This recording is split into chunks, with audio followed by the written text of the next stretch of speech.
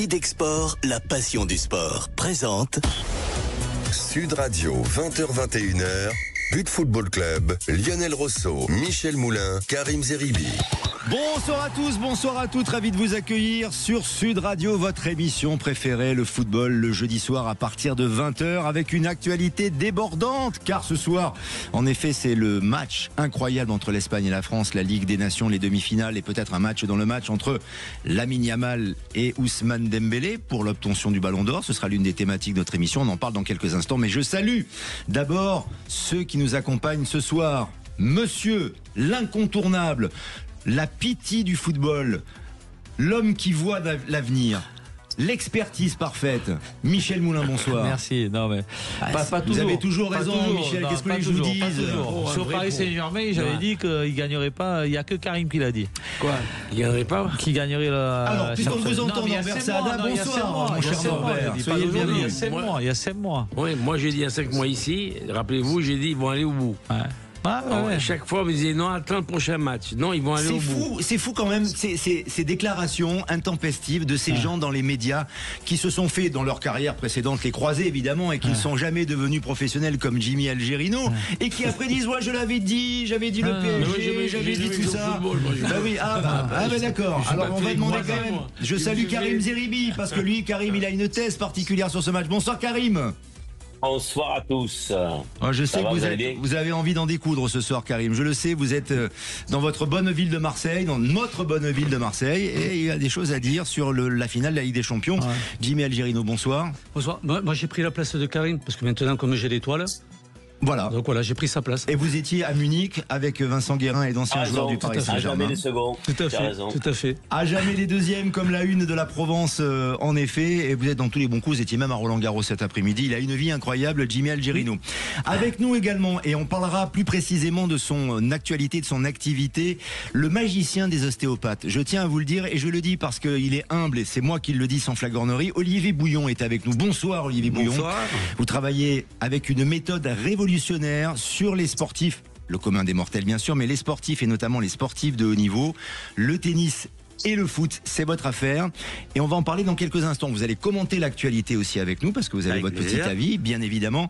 Mais la méthode d'Olivier Bouillon, elle est unique et il arrive à travailler et à surélever les compétences des sportifs au niveau physique, mental, conscient, cognitif, mécanique. C'est assez impressionnant et on en parlera en quelques instants. C'est peut-être l'avenir du sport français qui est en train de se jouer dans ce studio. Je tiens à vous le dire. Il va falloir convaincre tout le monde et ça, c'est pas une mince affaire. Mais vous allez y arriver. Et aux alentours de 20h45, on parlera de votre méthode avec vous. Mais jusque-là, on commente l'actualité. En effet, Espagne-France, mais aussi la finale de la Ligue des Champions avec cette question qui fait parler et qui fait couler beaucoup d'encre. Michel Moulin, pourquoi l'Inter Milan était aussi faible en finale? Ne dites rien pour l'instant, Michel. Ne dites rien. Gardez vos arguments dans un instant. Et puis, pourquoi Désiré est plus doué que Kylian Mbappé? Ça, c'est une question qu'on peut se poser aussi. Parce qu'il a été bon doué dans cette finale de Ligue des Champions. N'est-ce pas? Faut pas exagérer, on n'en est pas là. Comment ça? Un doublé, une passe décisive et il gagne la Ligue des Champions, ce que n'a pas fait Kylian Mbappé. Comment ça, on n'en est pas là? On espère qu'il sera. Bon, très bien. Alors, on va en parler parce que j'ai l'impression que vous êtes chaud bouillant. Il est 20h06 et Sud Radio. Et votre émission avec butfootballclub.fr commence maintenant.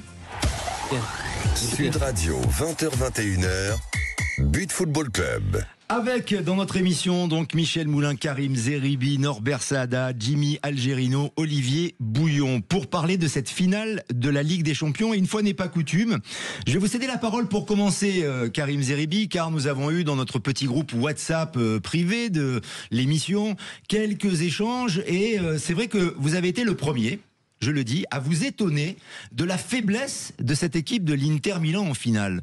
Pourquoi ? Pourquoi? Parce qu'elle était très faible, et je pense que je ne suis pas le seul à m'en être étonné. Alors, il faut dire les choses très clairement. C'est pas le supporter de l'OM qui s'exprime. C'est celui qui observe le football, l'analyse. Et moi, j'ai dit après Manchester City que le PSG irait au bout. Et j'ai dit à plusieurs reprises dans cette émission tous les jeudis que je trouvais que Luis Enrique avait trouvé un groupe qui était harmonieux, avec un jeu qui était très fluide, une animation qui était attrayante, une équipe qui est belle à voir jouer, et des gens qui faisait corps dans cette équipe avec beaucoup de détermination et d'humilité. Les Achraf Hakimi, les Vitinha, les Ousmane Dembélé qui se sont métamorphosés, et puis des révélations comme le petit Doué, on va en parler. Donc, on peut pas, moi, me reprocher de ne pas avoir fait cette analyse-là depuis plusieurs semaines, voire plusieurs mois. Maintenant, quand je dis ça, je suis un observateur du football, un amoureux du football. Je regarde une finale de Ligue des Champions. Et quand je regarde une finale de Ligue des Champions, je me dis, on va avoir un match qui va être palpitant, avec des équipes qui ne sont pas là pour rien. On n'est pas en finale de la Ligue des Champions par hasard. Et on a vu des demi-finales qui étaient magnifiques. Inter de Milan-Barça, c'était un match aller, un match retour de folie. Et j'avoue que quand j'ai regardé cette finale, je n'ai pas du tout reconnu l'équipe de l'Inter de Milan. Des joueurs passifs, qui n'étaient pas du tout dans le rythme, qui couraient à côté des Parisiens. Il n'y avait pas la niaque italienne de cette équipe de l'Inter de Milan, qui a un jeu beaucoup moins fluide que le PSG et que peut l'avoir Barcelone, mais qui a une combativité habituellement qui compense cela. Avec une grinta à l'italienne, un jeu un peu comme le tempérament de l'entraîneur Inzaghi. Donc, c'était des morts de faim. Et là, même les joueurs, dont les caractéristiques, c'était les caractéristiques de combativité à l'Inter de Milan, ils ont été totalement absents. Ils sont passés à côté. Il n'y avait pas de niaque. Je n'avais pas le sentiment qu'ils jouaient une finale de Ligue des Champions. Et pourquoi? Est-ce que vous y voyez de la suspicion, un doute particulier dans votre analyse? C'est ça qu'on veut savoir, Karim Zeribi. Mais une fois que j'ai dit ça, chacun tire les enseignements qu'il veut. Ah bah non, moi, d'accord. je dis simplement que d'accord. D'ailleurs, il est pas sur le plateau. Il a pas osé. Contrairement à certains, moi, je porte pas d'accusation sans avoir d'éléments. Je n'ai aucun Karim, élément est-ce que tu es aujourd'hui. d'accord quand même qu'ils ont été asphyxiés depuis le début? Non, tu dis Non. pas ça. Dès le départ, ils ont été asphyxiés. Attendez, laissez finir Dès le Karim départ. et après on va faire circuler la parole. Karim, terminé. Norbert, tu peux pas dire qu'ils ont été asphyxiés dès le début, ça n'existe pas ce que tu dis. Parce que ça, je peux l'entendre si pendant un quart d'heure, 20 minutes, une demi-heure, l'équipe de l'Inter a fait face avec encore une fois des caractéristiques de combativité, de hard. Il n'était pas là, Norbert. Alors je sais que tu es plus qu'un supporter du PSG, tu es un amoureux, un fan du PSG. Et ça rend irrationnel, ça. Donc ça veut dire qu'à un moment, vous ne regardez pas la réalité de ce match. Ce n'était pas un match d'une finale de Ligue des Champions. Le PSG a été très bon. Il a déployé son jeu, comme il l'a fait pour les matchs précédents. Et je l'ai dit, ils ont au top niveau, ils étaient le PSG. Mais en face, il n'y avait pas une équipe qui était au top niveau. Et après, donc, tout le monde, après l'analyse et l'éloquent plaidoyer en faveur d'une finale qui a été assez terne finalement, puisque l'Inter n'était pas au niveau de la part de Karim Zeribi. Maître Moulin, qu'est-ce que vous en pensez? Est-ce que vous avez pensé à une suspicion quelconque, comme ça a pu circuler sur les réseaux sociaux? Non, moi, comme quoi le sponsor maillot de l'Inter Milan, c'est Qatar Airways, on a envoyé que ça. la somme avait été doublée pour la saison prochaine. Qu'est-ce que vous en pensez, vous? Non, mais nous, en tant que supporters de Paris Saint-Germain, on peut être qu'heureux de ce match. C'est vrai que, comme dit Karim aujourd'hui, nous, c'est irrationnel. Enfin, nous, on est amoureux, donc à un moment donné, on voit pas tout ça. Nous, on est très heureux sur le premier but. Le premier but de Paris Saint-Germain, il est fantastique. On aurait dit qu'il jouait au foot en salle. Donc, c'est fantastique. Maintenant, le doute, on peut toujours l'avoir. Mais ce que je vais dire à Karim, je peux avoir le doute aussi que Massaro, quand il arrive en face Barthès, il fait demi-tour, il repart dans Vous le parlez de Milan-Marseille en 93. Voilà, donc on peut se charrier de trucs. La principale, ils ont gagné. Et ça, on ne peut pas revenir dessus. Mais le seul truc qui peut être choquant, je l'ai envoyé à Karim, j'ai dit juste... Très timoré dans ton analyse. Hein. Comment ? Je te trouve très timoré dans ton analyse comparé à... Vous êtes timoré. Mais parce que je suis joyeux. C'est pas votre genre, ça, Michel Moulin. Non, vous c'est n'êtes pas mon timoré, genre. normalement. Mais je suis pas timoré, mais je suis joyeux. Donc comment on peut dire quelque chose aujourd'hui? On peut rien dire. On peut que se dire bravo. Bon, j'ai juste envoyé un truc. Le truc de Qatar Airways m'a fait rigoler. C'est vrai que sur les maillots de l'Inter, Qatar Airways. Mais ça te fait que rigoler, quoi. Rien de plus. Mais après Karim, coup, franchement, quand tu es Marseillais, des fois tu es fatigant. Après coup, Karim, c'est où tu as raison, parce qu'après on parle, après la joie, après la victoire, c'est vrai que techniquement et tactiquement, l'Inter, il jouait à 10. Le problème aussi, il y a eu un sujet, parce qu'il faut en parler de ce sujet. Leur meilleur joueur, celui qui les traîne vers la victoire, c'est Lautaro Martinez. Et Lautaro Martinez, à mon avis, il pouvait pas. Il était blessé. Dès le début, le garçon, il courait pas. Carbo, donc il jouait 10. Même pas Carbo, il était blessé pour moi. Bon, on va céder la parole à Norbert Sada et Jimmy Algerino dans un instant pour avoir leur point de vue sur cette finale. Jimmy d'abord. Oui, non, mais j'aimerais d'abord avoir l'avis de l'expert en santé, l'ostéopathe et surtout grand passionné de football, Olivier Bouillon. Dans les attitudes des joueurs de l'Inter notamment, parce que vous observez beaucoup l'attitude notamment. Les postures, les comportements, les gestes. Exactement. Est-ce qu'il y a quelque chose qui vous a interloqué et qui pourrait expliquer, faut le dire, la faiblesse de cette équipe de l'Inter en comparaison de ce qu'elle a fait contre le Barça? Je pense que les qualités physiques des joueurs de l'Inter, qui sont plutôt des joueurs costauds, avec des gabarits plus imposants, ont été complètement pris de vitesse par le jeu, la dynamique du jeu. Ce que, en fait, Luis Enrique a progressivement mis en place tous ces temps-ci et qui est arrivé à son apothéose. Alors, il a peut-être fait en parallèle une analyse sur le match qui avait été fait contre le Barça juste avant et qu'il en a tiré quelques enseignements et qu'il a organisé une petite recette, la sienne, et qui a, on l'a vu, parfaitement fonctionné. Ils n'ont jamais été dans le match. Là, juste ce que... Et là, par contre, je vais dans le sens de Karim, là. Oui, quand on a joué au bout de 20 minutes. Mais dès le début du match, ce qui est bizarre, c'est que dès le début du match... mais je ne parle pas de fatigue physique, je parle de rapidité intrinsèque. C'est-à-dire que ce sont des masses physiques. Même rapidité intrinsèque. Ils ont vu contre Barcelone, ils sont allés... Moi, j'ai vu dans les... Ils sont revenus. Ils sont revenus profitant peut-être d'une baisse de régime physique d'une équipe virevoltante au niveau de laquelle ils ont réussi à s'élever. Ce qui marque le PSG maintenant, c'est la qualité physique des joueurs qui ont une endurance et qui ne s'effondrent pas. Ça c'est clair. Et les postures, on peut les observer sur aussi la fatigue des joueurs de l'Inter ou le moins de rapidité. Jimmy, juste un truc par rapport aux idées. Excusez-moi. Moi, par exemple, les Di Marco, les joueurs comme ça, par exemple, quand ils ont joué... Ce qui est dérangeant, c'est que dès les premières minutes, ils ont laissé retourner les joueurs. Normalement, Di Marco, il va douer chaque fois. Dès le premier ballon, il ne le laisse pas retourner. Tu viens petit à petit sur mon analyse. Il freinait, il laissait douer, se remettre dans le sens du jeu. Tu mets ton irrationalité au vestiaire, tu viens sur mon analyse. Moi, j'ai pas de suspicion. Je reviens, moi, techniquement, je parle. Il n'y a pas de suspicion. Au départ, il a suivi douer. Il y a eu un coup franc. 2 fois de suite, il a dit, il a compris, il n'a pas compris, autrement il se prenait un carton jaune. Parce que tu te rappelles du match au départ, il le suit doué.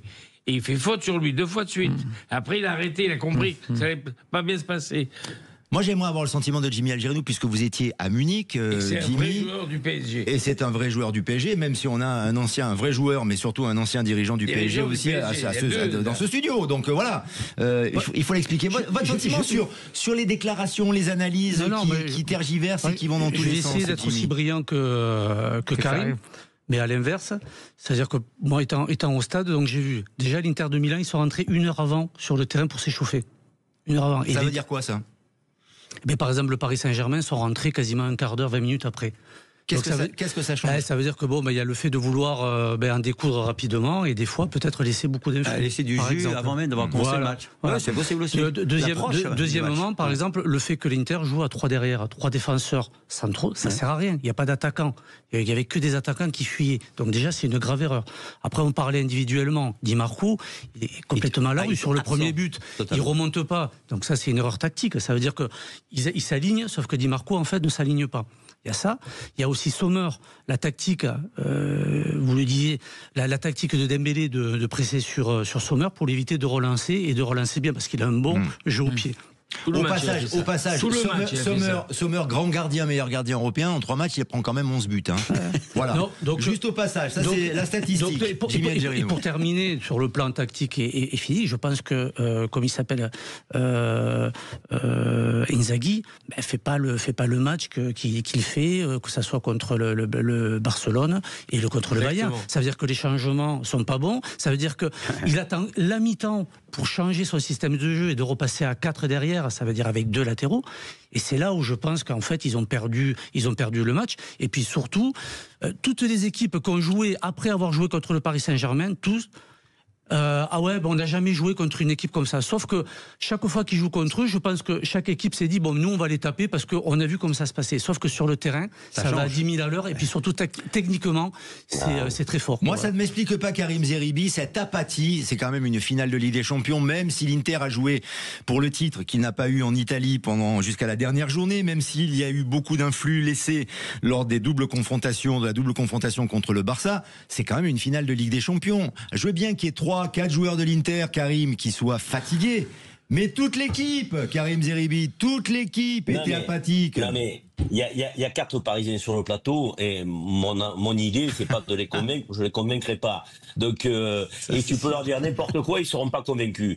Moi, j'ai un peu joué au football, j'ai pas joué au niveau de Jimmy, j'ai un peu joué au football. C'est pas l'échauffement qui fait que quand tu rentres dans les premières minutes, tu n'as aucun engagement. Encore une fois que les choses soient claires, sur le plan footballistique, tactique, technique, le PSG est supérieur à l'Inter de Milan. Que les choses soient claires. Mais l'engagement quand tu joues une finale de Ligue des Champions, l'engagement quand tu as des joueurs qui n'ont que ces caractéristiques dans l'équipe de l'Inter de Milan, ce ne sont pas plus des génies. Il y a des gens qui sont là parce que leur vertu, c'est l'engagement en physique. Cet engagement, il a été inexistant, les amis, dès les premières minutes de jeu. Alors moi, je veux bien que tu te fasses dépasser à le rythme des Parisiens qui sont des surhommes et des galactiques. Donc au bout de 20 minutes, 25 minutes, 30 minutes, tu te fais balader, t'attaques les deux partout, t'as fait des fautes, t'as pris des cartons. Donc, et à un moment donné, tu es étouffé. Je veux bien au bout d'une demi-heure. Mais quand c'est les premières minutes de jeu, que tu vois le Milanais qui court à côté du Parisien et qui n'a même pas l'engagement de quelqu'un qui veut gagner la Ligue des Champions. Normalement, tu mets tes tripes sur le terrain. C'est la plus belle des coupes par ton championnat. Donc, et là, je n'ai pas vu les Milanais mettre les tripes sur le terrain et tout donner. Point d'avoir des crampes. Il n'y en a pas un qui avait des crampes à la fin. Norbert, alors on écoute Karim Zeribi, mais moi j'ai l'impression, en vous observant, parce que je suis un peu au spectacle, Karim s'exprime, et là vous n'intervenez même pas, j'ai face à moi des optimistes BA, le monde des bisounours présents sur ce plateau. Dans un instant, Olivier Bouillon, mais d'abord, on le laisse Norbert, il est Marseillais. Donc on est Marseillais aussi. Et quoi? Et alors il est Marseillais, alors c'est une tare d'être Marseillais? C'est une tare d'être Marseillais ou quoi? À aucun moment il dit quand même que l'Inter était asphyxié par le PSG, asphyxié. Surtout mené 2-0 quand même au bout de 2-0 après un quart d'heure, 20 minutes. Ah ben oui, ça c'est sûr. Olivier Bouillon, pour conclure sur ce sujet, après l'analyse brillante de Karim Zeribi, qu'est-ce que vous pourriez lui indiquer? D'accord, c'est que nous sommes des gens heureux ici. Oui, les Parisiens. Oui. Ce qui m'a quand même surpris, effectivement, à l'entame du match, c'est le faible niveau d'engagement physique des Milanais. Je m'attendais à un match rugueux, avec des contacts, et je m'étais même dit, ils vont nous en casser un ou deux, et ça va plier l'affaire. Il n'y a jamais eu ça. Effectivement. Ils ont essayé au début. Ouais, mais ils n'ont deux cartons jaunes, ils sont arrêtés. Ouais. Timidement, et tout doucement, nous marquons une pause et nous continuons à parler de la finale de la Ligue des Champions et notamment d'un homme qui s'est illustré, un certain Désiré Doué. À tout de suite. Idexport, la passion du sport, présente Sud Radio, 20h-21h, But Football Club, Lionel Rosso, Michel Moulin, Karim Zeribi. En compagnie de Jimmy Algerino, Norbert Saada et Olivier Bouillon pour évoquer encore la finale de la Ligue des Champions et la victoire du Paris Saint-Germain avec un homme qui a été monstrueux, énorme, qui nous a éclaboussé de son talent. C'était déjà le cas cette saison, mais là en finale, ça a été l'homme du match. Michel Moulin, c'est Désiré Doué, on est d'accord. 2 buts et une passe D. Excellent joueur. Il est jeune en plus, donc... on peut remercier le centre de formation de Rennes, parce qu'on parle de pas mal de clubs, mais Rennes, Dembélé et Doué, c'est 2 jeunes qui sortent de Rennes. Kamavinga, mais là, à Paris Saint-Germain, c'est 2 jeunes. Et déjà, à Rennes, il était déjà très bon. Les gens ont regardé, son frère d'ailleurs est très bon aussi, pour tout dire. Oui. Et à Rennes, il était déjà très bon. Bon, il y a des entraîneurs qui le faisaient plus ou moins jouer à Rennes, je dirais pas lesquels, mais voilà, c'est un très bon joueur. Maintenant, de le mettre au niveau, comme vous dites tout à l'heure, Lionel, Mbappé, trop tôt, c'est trop tôt. C'est pas Mbappé. Mbappé, je dis pas que c'est Mbappé, mais est-ce qu'il n'est pas plus doué qu'Mbappé? Non, pour le moment, non. Pourquoi il vient d'avoir à peine 20 ans. Non, Mbappé, il a encore marqué. Non. Je suis pas un pro Mbappé, je l'ai toujours dit. En plus, l'homme bon, j'ai pas envie.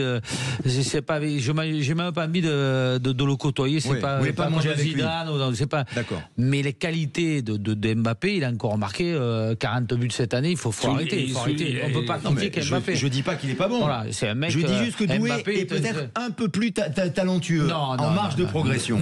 Non. Ce que vous dites très bien. Par contre, je vous remercie. Voilà, pour une fois, vous dites un truc bien. C'est que Doué, techniquement, il dribble mieux qu'Mbappé. Ça, c'est sûr. Mais Mbappé, quand même, cette faculté de rapidité et de marquer des buts, Doué n'a pas marqué 42 buts encore. Non, mais voilà, la marge de progression est peut-être différente. Mais la marge de progression. Doué et après, souvent, on fait souvent ça dans le foot, souvent d'ailleurs, mélanger les carottes et les choux-fleurs, comme je dis chez moi. C'est pas le même poste. Doué a pas les mêmes qualités. Il jouera pas pareil que Mbappé. Mbappé, c'est maintenant devant. Il peut jouer que devant. Doué, c'est plutôt un milieu de terrain offensif. Ils ont pas les mêmes trucs. Ils ont pas les mêmes trucs. On peut pas les terrain est formidable. Mais Mbappé aujourd'hui, il faut.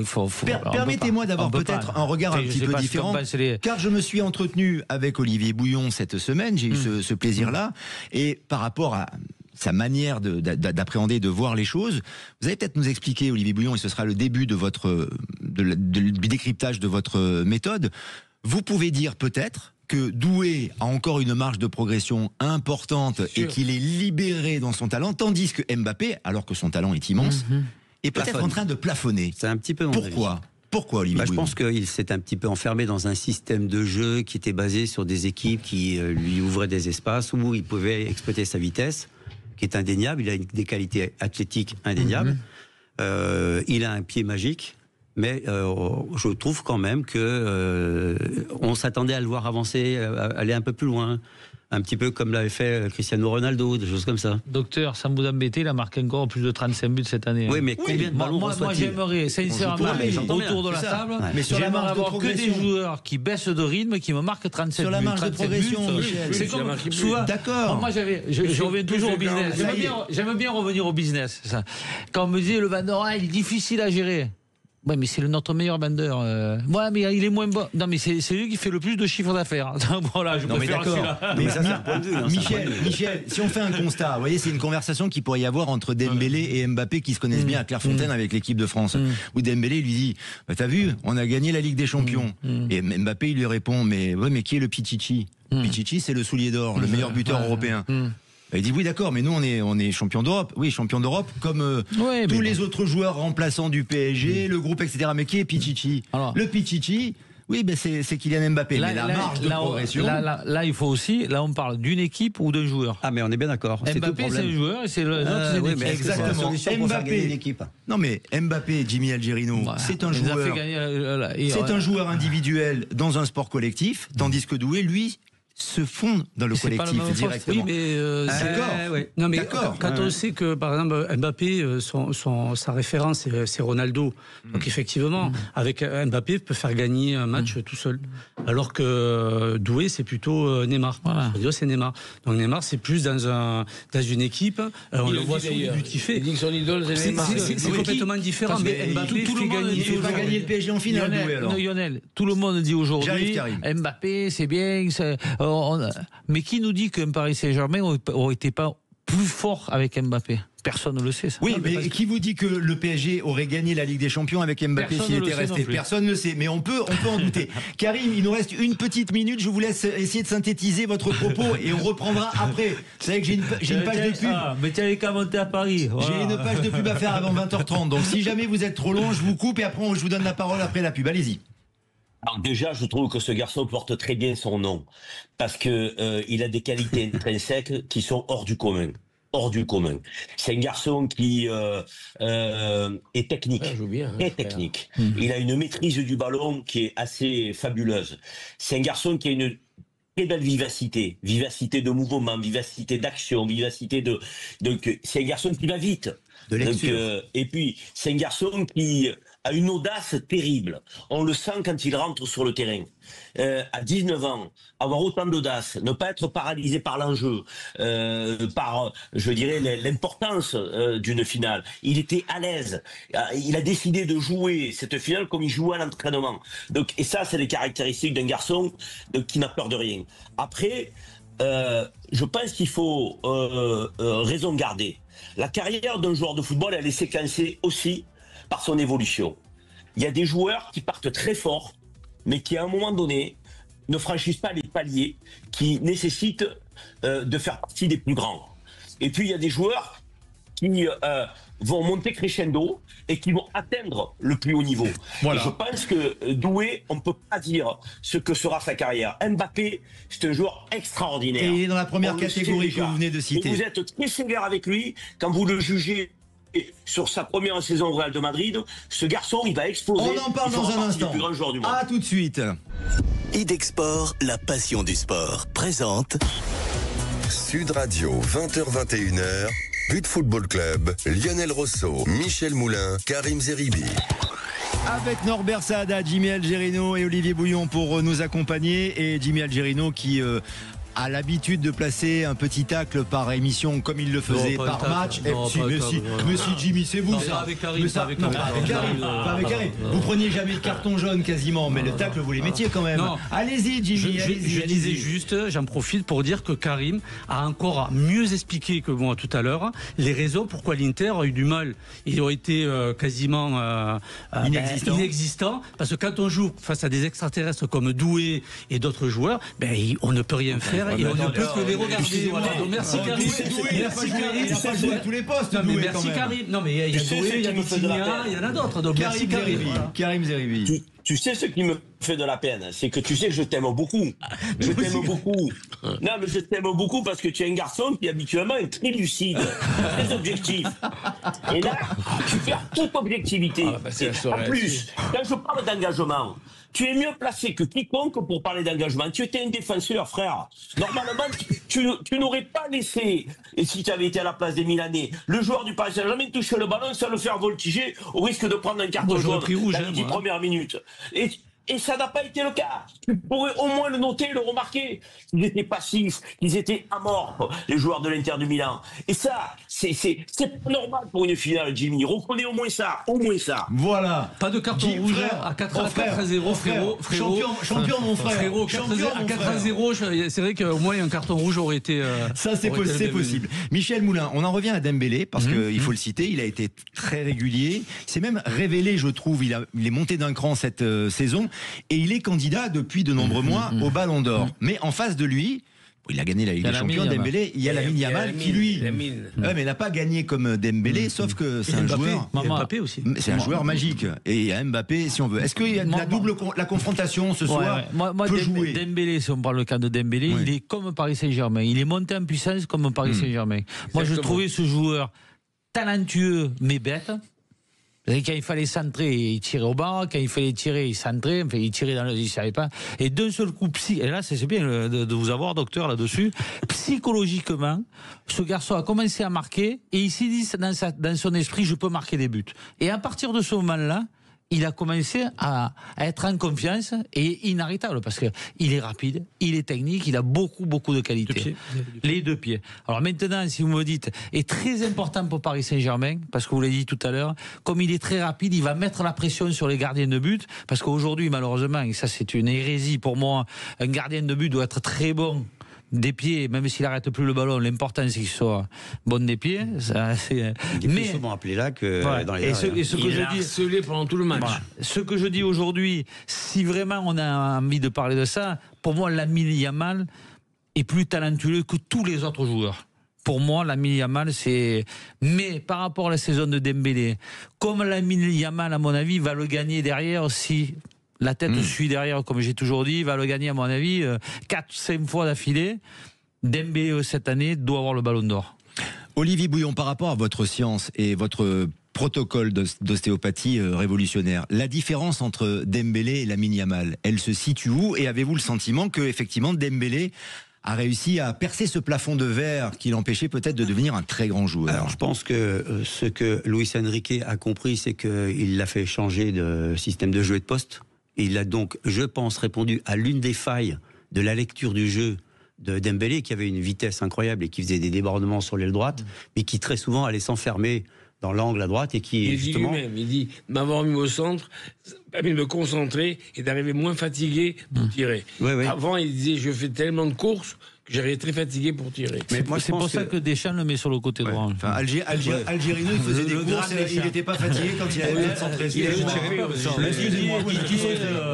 Non, mais c'est pas la fatigue, en fait. C'est qu'en fait, ce qu'il faut bien comprendre, c'est que quand on mène une action volontaire qui est gérée par la conscience, on a en parallèle de ça un système qui gère tout ce qui est piloté en mode automatique et qui, en fait, va lire où sont les partenaires, où sont les défenseurs, où sont les ouvertures. Et quand on arrive là où on voulait aller au terme d'une accélération, l'action est préparée par ce système automatique qu'on pourrait appeler une intuition, mais qui est en fait le résultat d'une interprétation ultra rapide d'un système qui est comme un back-office cérébral, qui fait que le joueur comme Dembélé n'a plus qu'à tourner la tête et à taper son coup. Ce qui se passait à droite, c'est qu'au moment où il arrivait au terme de son action, rien n'était prêt. Parce que son angle de vue était fermé par le couloir dans lequel il était en train de courir. Et au moment où il commence à interpréter la situation, ce qui va lui demander un peu de temps, un défenseur arrive sur lui, ferme l'angle, et il ne peut plus centrer. Et c'est pour ça que 9 fois sur 10, il était contré. Là où on l'a installé maintenant, c'est que je pense qu'il a une ouverture de champ visuel qui, en courant, lui permet d'interpréter de façon volontaire les choses et d'avoir rattrapé le petit delta en temps qui lui manquait quand il était à droite. Il a presque une vision à 360 puisque tous ses sens sont en éveil. Alors, il est moins fatigué. 180 suffiront, mais là, parce qu'il est en mode volontaire. Et que dans l'axe, ça suffit pour lui. Ça, c'est très intéressant, effectivement. Norbert Saada, Dembélé Ballon d'Or. Ce qu'a dit Michel, c'est que Yamal, toujours d'accord avec Michel. Lamine Yamal, il est quand même plus doué que tout le monde, mais que cette année, je pense que Dembélé mériterait le Ballon d'Or, et je pense que Lamine Yamal, il va l'avoir 3 ou 4 fois le Ballon d'Or. Quoi qu'on a dit ça de Mbappé, il n'a toujours pas eu. Et voilà, c'est ça. Et moi, je suis sûr que Karim Zeribi va défendre Kylian Mbappé pour le Ballon d'Or, n'est-ce pas, Karim? Pas du tout. Ah bon? Mais comment vous pouvez aujourd'hui douter que c'est Dembélé qui mérite le Ballon d'Or? Comment on peut douter de ça? Personne ne doute. Ce garçon, il est. Mais si, tu es en train de me parler d'Mbappé, de pas Mbappé. Moi, je vous dis qu'Mbappé, il n'est pas dans la course. Dembélé, il est champion de France. Il gagne la Coupe de France. Il gagne la Ligue des Champions. C'est un garçon qui nous a démontré, avec le nombre de matchs qu'il a fait cette année, qu'il était capable de se mettre au service de l'équipe. Il défend maintenant, Dembélé. On l'avait jamais connu capable de faire le pressing haut et de défendre. Il est passeur, Dembélé. Il est buteur, Dembélé. Donc, il s'est affirmé comme un leader dans cette équipe du PSG. Parce que les stars étant partis. Donc, il a été obligé d'assumer un certain statut. Enrique a su tirer le meilleur de ce garçon. Il a fait une saison, je dirais, en apothéose. Qui a été un fer de lance de cette équipe du Paris Saint-Germain. Autant je suis capable, contrairement à vous, d'analyser la performance des Milanais qui a été lamentable, et il y a des doutes là-dessus, et je ne dirais pas plus loin, autant je suis capable de vous dire que Dembélé, c'est normalement celui qui, de manière incontestable, mérite le Ballon d'Or cette année. Et ne me le comparez pas au petit de Barcelone. Évidemment que le petit de Barcelone, en qualité intrinsèque, il a 17 ans, donc il dépasse tout le monde. Mais va-t-il être capable de réitérer saison après saison, le petit Yamal, les performances qu'il fait? Personne ne le sait. Ni vous, ni moi, et peut-être même pas Louis. Parce que peut-être que ça va lui monter à la tête. À ce niveau-là, il y a des qualités techniques, il y a des qualités physiques, mais il y a surtout les qualités psychologiques. C'est ce que j'ai dit, Karim. Ses performances. Il n'écoute pas, il nous écoute pas. Mais ces qualités psychologiques, techniques, cognitives, Olivier Bouillon va nous en parler dans un instant parce qu'on peut arriver à les sublimer et à les développer. Mais d'abord, il faut rendre un hommage à un ancien joueur latéral droit du Paris Saint-Germain, Jimmy Algerino, qui nous avait dit très tôt cette saison, dans cette émission, à cette même place, à ce micro, Dembélé mérite le Ballon d'Or. Vrai ou faux? En tout cas, qu'il était dans la course au Ballon d'Or par rapport à Mbappé. Vous voyez l'humilité à chaque fois. C'est-à-dire, il essaye. Moi, j'essaie de le sublimer, de le mettre en avant, de le valoriser, et lui tout de suite. Oui, en tout cas, il était dans la course. Mais c'est pour ça qu'il jouait défenseur. Vous êtes un visionnaire, Jimmy Algerino. Je vous le dis, moi. Par contre, sur le Ballon d'Or, parce que là, on parle sur l'aspect technique, l'âge et tout ça. Mais il ne faut pas oublier que c'est les journalistes du monde entier qui votent. Et je suis pas sûr qu'en Argentine, tout ça, il voit Dembélé. Voilà, il voit Dembélé par rapport à Yamal, parce que là aujourd'hui, c'est vrai que voilà, il a beaucoup éclaboussé de sa classe. Et c'est vrai que dans le monde, en tout cas, je pense que l'image de Yamal, en tout cas, circule plus rapidement que celle de Dembélé. Donc maintenant aussi, au club, au Paris Saint-Germain, et aussi à Dembélé d'être peut-être un peu plus proche de ses fans, voilà, comme il a essayé de faire quand il est allé à Roland Garros pour amener, pour qu'on puisse, pour qu'il soit voyant et que les gens aient envie aussi de voter pour Jimmy. Ce qu'il y a de bien pour lui. J'ai l'impression que tu sous-estimes le Qatar, Jimmy. Je dis que c'est important qu'il fasse le travail pour Dembélé. Michel Moulin. Il me fait rire, Karim. Il est bon, Karim. Mais oui. Toujours le Qatar. Le truc, ce qu'il y a de bien pour Dembélé, c'est qu'il y a la Coupe du Monde des clubs.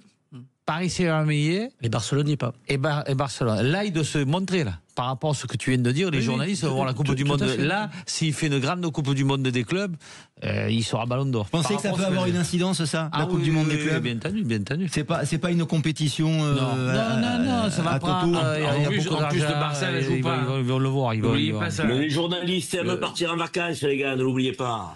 C'est pour ça que tu es à Marseille. Qu'est-ce que vous insinuez, Karim Zeribi, qu'ils aiment partir en vacances aux frais de la princesse, ou ils aiment partir en vacances dans leur famille? Qu'est-ce que vous voulez dire par là? Moi, je suis dans ma famille à Marseille. Je ne suis pas parti en vacances aux frais de la princesse. Je vais vous dire une chose. Moi aussi. Ça peut marcher. Moi aussi. Vous savez que ça peut marcher. Vous savez que ça peut fonctionner. Ça peut toujours fonctionner. Karim, pour mettre de l'eau à ton moulin, il paraît que l'Inter est à Doha depuis lundi. Ils ont 2 mois de vacances et que leurs épouses payées à Doha. Non, la chose. Ils ont même une maison là-bas, il parle. Une maison chacun à Doha. Si la Ligue des Champions a été achetée, je vois pas pourquoi ils ne pourraient pas acheter le Ballon d'Or pour Dembélé de toute façon. C'est ce que tu es en train de dire, Karim. Non, mais il peut y avoir une forme de lobbying. Tu l'as insinué. Non, mais il peut y avoir une forme de lobbying quand même. Moi, j'ai rien insinué. Non, Karim ne l'a pas dit, Lionel l'a insinué. Non, moi je pose juste des questions pour essayer de mettre le feu aux poudres, c'est tout. Pour le reste, j'ai pas d'avis. Lionel et Karim, ils pensent que c'est Rabiot qui va avoir le Ballon d'Or. Ils n'ont pas suivi complètement. Vous exagérez quand même. Mais Rabiot a toutes ses chances. Vous avez raison, Michel Moulin, vous avez raison. Norbert Sada. Je peux vous dire que comme c'est la dernière de But Football Club, je pense qu'on pourra rendre à cette émission le mérite qu'elle a. Michel Moulin a souvent fait des révélations dans cette émission qui se sont avérées quand même plutôt réalisées et vraies quelques semaines après. J'ai des fois fait des déclarations qui ont heurté sur Cherki. On voit qu'il s'est passé des choses derrière dans les choix de la sélection. Et là, on fait quelques échanges, débats. Peut-être que dans quelques semaines, on entendra des choses. Ben, c'est pas impossible. On aura peut-être été à jamais les premiers à le dire, mon cher Karim Zeribi. Je vois que vous êtes en train de compulser la composition d'équipe d'Espagne-France, Norbert Sada. Pouvez-vous nous donner la composition de l'équipe de France qui joue dans un peu plus d'1 quart d'heure maintenant contre l'Espagne ce soir? Hernandez, Lenglet, Konaté et Kaloulou, défenseurs. Rabiot et Koné au milieu.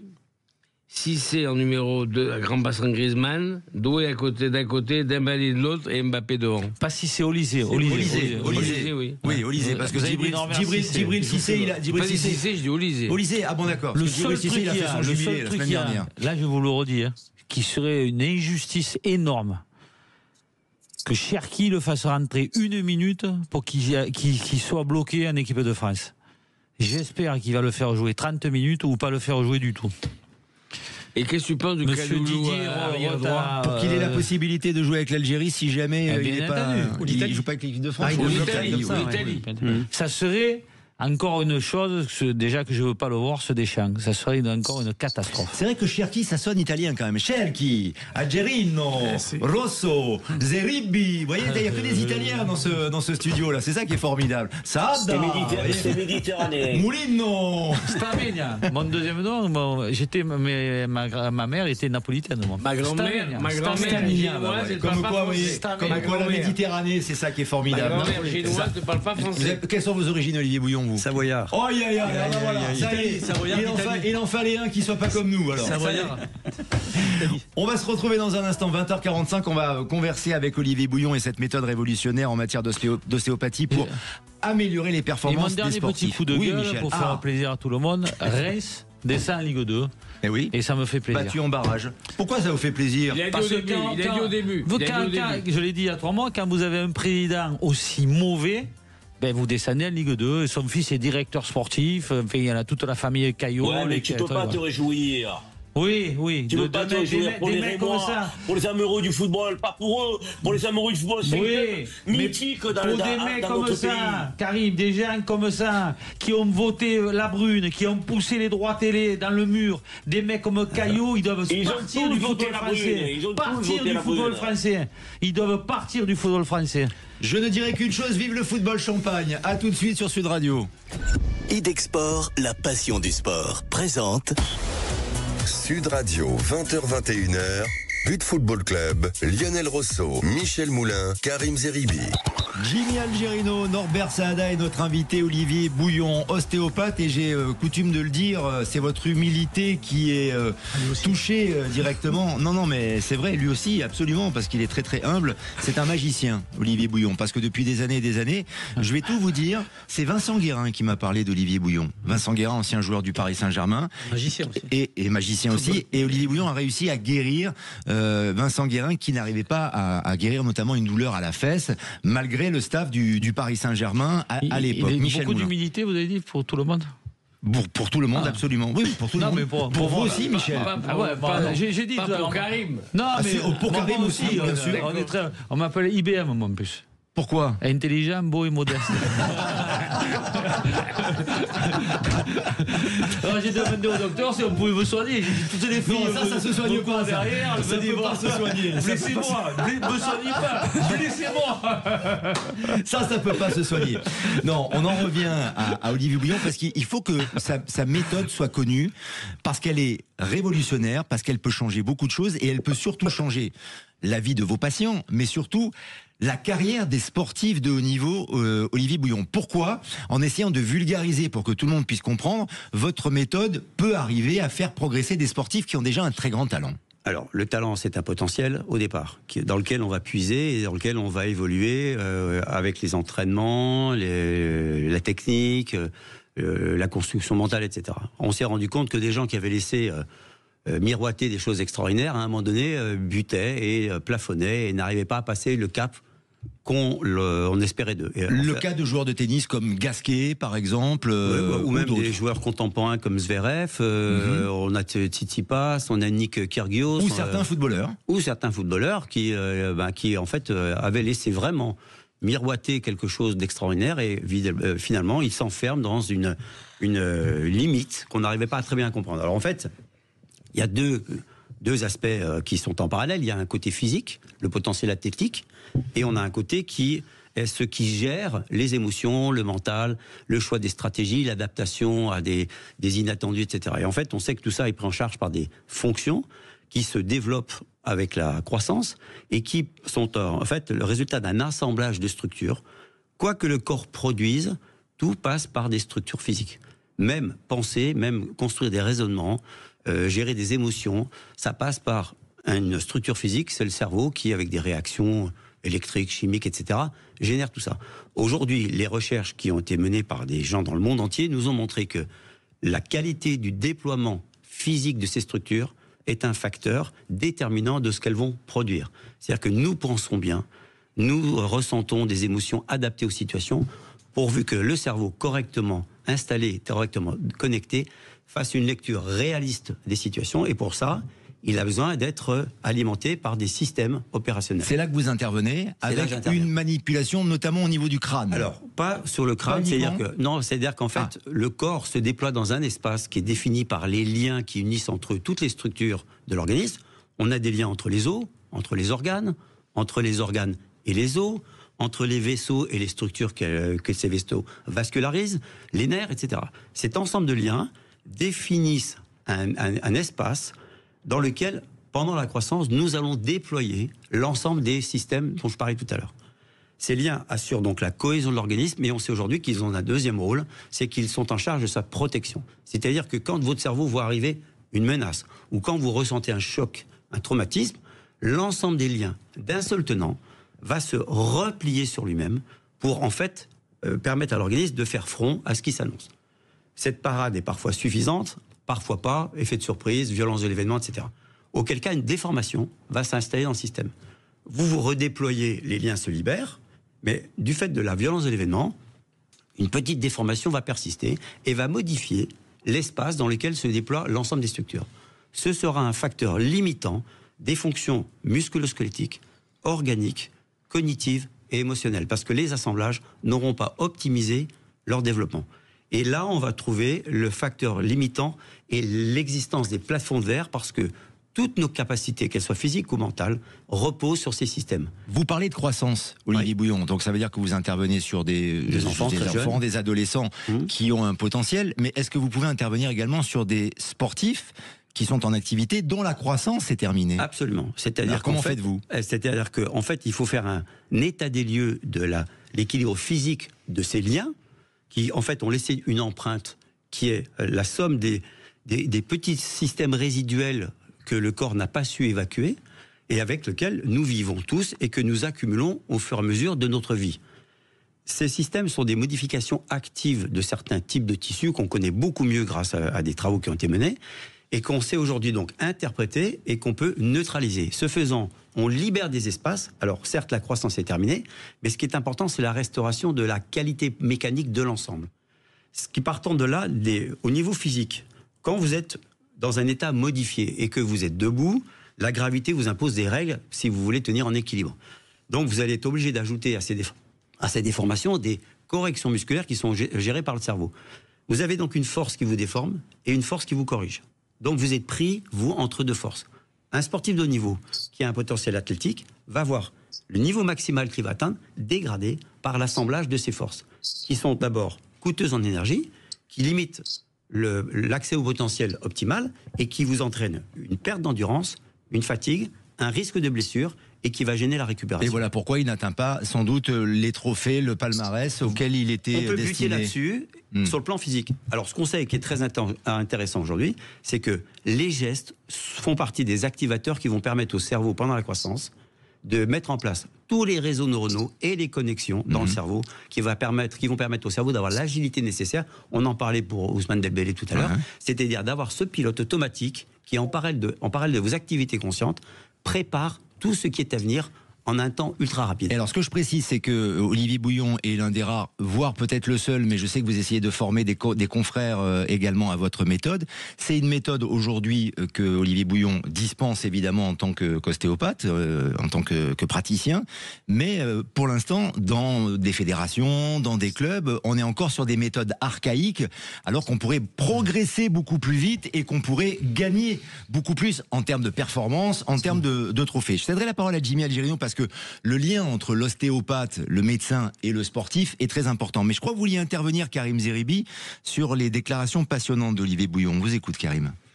Non, je voudrais que Olivier Bouillon nous explique son action, lui, pour parvenir à ce qu'il nous explique et qui est passionnant.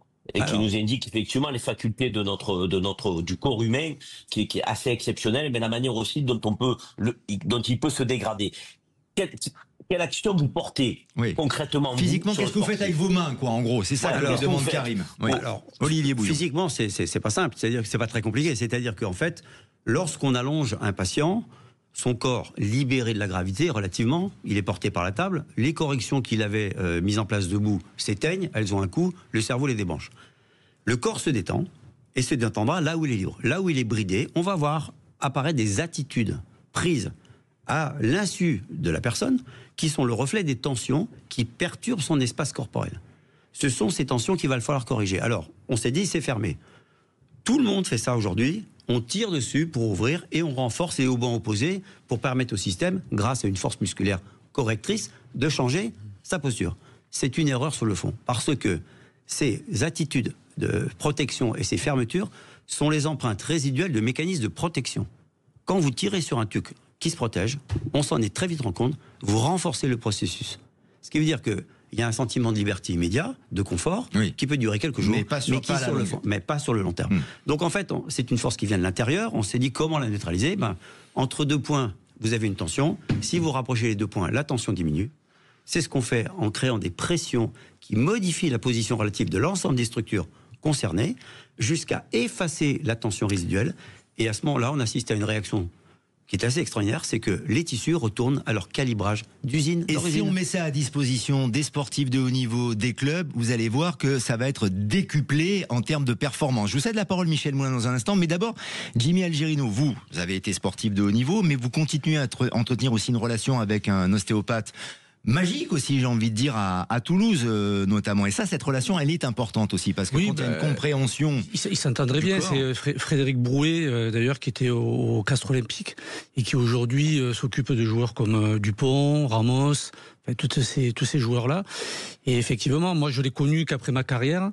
Mais c'est vrai que voilà, pour sauver, par rapport à certains problèmes de prothèse ou d'incapacité. Oui, parce que quand vous terminez votre carrière, je vais pas dire que vous êtes cassé de partout, mais vous n'êtes pas bien quoi. Fred, qui utilise la méthode Soyer, mais aussi tout ce panel-là, apporte, ne serait-ce que Dupont qu'il a connu à Castres et qui derrière là maintenant se retrouve au Stade Toulousain. Et on connaît sa carrière, mais Nous, quand on était joueurs aussi, c'est vrai que certains faisaient venir, quel que soit le club où ils étaient, faisaient venir souvent un ostéo qui n'était pas aussi reconnu que maintenant, parce qu'ils avaient besoin de passer au travers des mains de leur ostéo, de cette personne-là, pour les réconforter. Mais avec une méthode classique, en précisant bien que celle d'Olivier Bouillon, elle est unique et différente. Alors, et j'ai envie de dire, unique pour ce que j'en sais. Pour ce que vous en savez, elle est unique au monde. Alors peut-être que mon confrère, là, dont j'ai parlé, il faudrait qu'on en parle, parce que ce serait une façon d'échanger, de voir où on en est l'un et l'autre, bien sûr, bien évidemment. Bah oui, pour pouvoir en parler, oui. Ouais. Michel Moulin. Non, ce qui est important dans ce que vous dites, et c'est gérer les émotions. Ce qui est déceptionnel aujourd'hui, c'est par rapport à ce que disait d'ailleurs, je crois que c'est Karim ou tous d'ailleurs autour de la table, un jeune comme à 19 ans. Ce qui est exceptionnel aujourd'hui, c'est qu'ils arrivent à gérer leurs émotions. Moi, je me rappelle la pire chose que j'avais. C'est qu'à l'entraînement, des fois, je me régalais, j'arrivais, et selon les matchs, à un moment donné, les émotions me faisaient perdre mes qualités footballistiques. On aurait dit que je n'allais même plus faire une passe à 2 mètres. Oui, mais alors ça veut dire quoi? Qu'aujourd'hui, ça n'existe plus, ce phénomène, là, que les jeunes d'aujourd'hui ne sont plus... Moi, je trouve qu'aujourd'hui, je peux me tromper, je trouve que les jeunes aujourd'hui ont beaucoup plus de capacité à gérer les émotions. Olivier Bouillon, ça dépend des cas. En quelques secondes pour conclure, malheureusement. Ça dépend des cas. Alors, ça dépend de l'importance de ce qu'il faut maîtriser. C'est-à-dire qu'il faut bien comprendre que les émotions sont fabriquées en mode automatique par le cerveau qui, en fait, nous communique avec nous par les émotions. C'est-à-dire qu'il voit une chose, il l'interprète et il traduit ça en émotion. Si notre cerveau a une vision réaliste, les émotions ressenties seront adaptées à la situation et seront les fondations de comportement qui seront dans le prolongement de ça. Si le cerveau se trompe, et aujourd'hui on sait qu'il peut se tromper, il peut hypertrophier, ou il peut au contraire amoindrir. Et donc nous allons avoir des ressentis qui ne correspondent pas du tout à la situation. Ça peut être totalement inhibiteur à des comportements, parce que on a l'obligation alors donnée à la conscience de devenir l'arbitre et le plan B de rattrapage d'un système qui sous-jacent dysfonctionne. Voilà. C'est passionnant et on aura l'occasion d'en reparler dans d'autres temps. On n'a plus de temps malheureusement, mon cher Karim Zeribi. On va être obligé de saluer tout le monde. Mais on va prendre rendez-vous avec Olivier Bouillon. Et moi, si je peux dire une chose, s'il y a des clubs qui ont de l'ambition, des fédérations, des sports et notamment dans le foot qui ont de l'ambition et qui ont envie de faire progresser en matière de performance, il faudrait peut-être échanger avec Olivier Bouillon. Une dernière chose, si je peux me permettre, c'est qu'en fait, c'est un complément qui permet d'optimiser tout ce que les staffs, préparation physique, athlétique, la technique, même la préparation mentale jusqu'à un certain point. Parce qu'il ne faut pas non plus que la préparation mentale éloigne trop un athlète de ce que son cerveau pense être bien de faire. Le juste équilibre. Merci Olivier Bouillon, merci à toute l'équipe, Karim Zeribi, Michel Moulin, Norbert Saada, Jimmy Algerino. Merci pour cette belle saison avec But Football Club sur Sud Radio. Et dans un instant, Jacques Pessis. Bonne soirée. Sud Radio, 20h-21h. But Football Club, Lionel Rosso, Michel Moulin, Karim Zeribi. Avec Idexport, la passion du sport.